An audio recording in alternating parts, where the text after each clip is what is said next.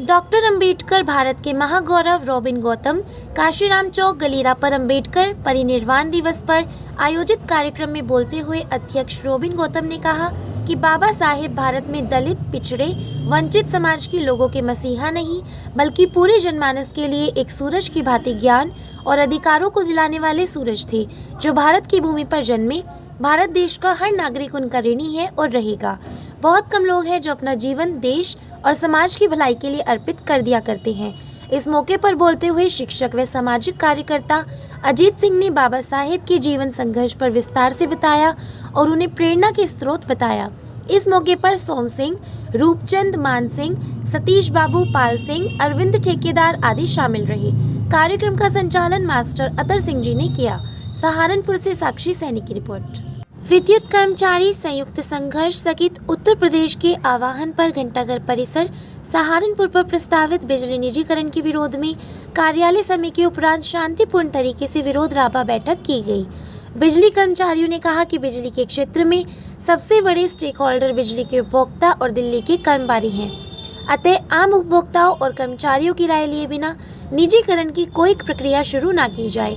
साथ ही राधहर्ष समिति ने मांग की है कि अरबी खरबों रुपए की बिजली की संपत्तियों को एक कमेटी बनाकर जिसमें कर्मचारियों और उपभोक्ताओं का प्रतिनिधि भी हो, मूल्यांकन किया जाए और जब तक यह मूल्यांकन सार्वजनिक ना हो तब तक एक निजीकरण की कोई प्रक्रिया शुरू करना सदैव के घेरे में होगा।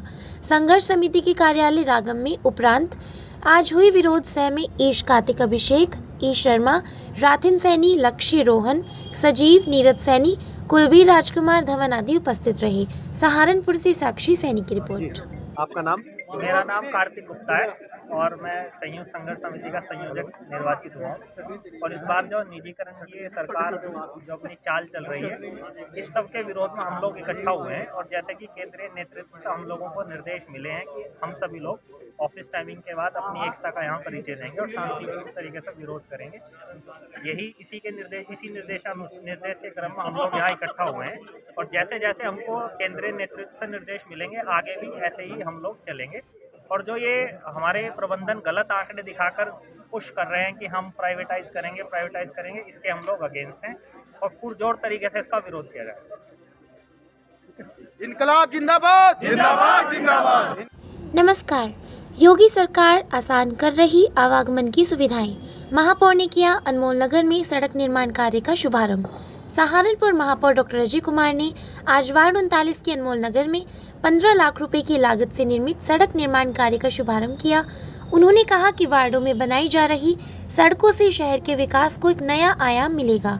वार्ड 39 अनमोल नगर में नगर निगम द्वारा निर्मित की जाने वाली सड़क निर्माण कार्य का वेद मंत्रोच्चार के बीच सड़क पर नारियल फोड़कर शुभारंभ किया गया।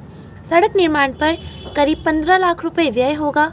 महापौर ने कहा कि इस सड़क के निर्माण से क्षेत्र के लोगों को आवागमन में सुविधा मिलेगी तथा वार्डों से बनाई जा रही सड़कों से शहर के विकास में एक नया आयाम मिलेगा। उन्होंने कहा कि मुख्यमंत्री योगी आदित्यनाथ के नेतृत्व में विकास की गंगा बह रही है। प्रदेश में सड़कों का जाल बिछाकर जहां लोगों को आवागमन की सुविधाएं बहुत आसान बना दिया गया है, वहीं प्रदेश का औद्योगिक विकास भी तेजी से हो रहा है। सहारनपुर से साक्षी सैनी की रिपोर्ट। 15 लाख की लागत से यह सड़क और नाली का निर्माण होगा।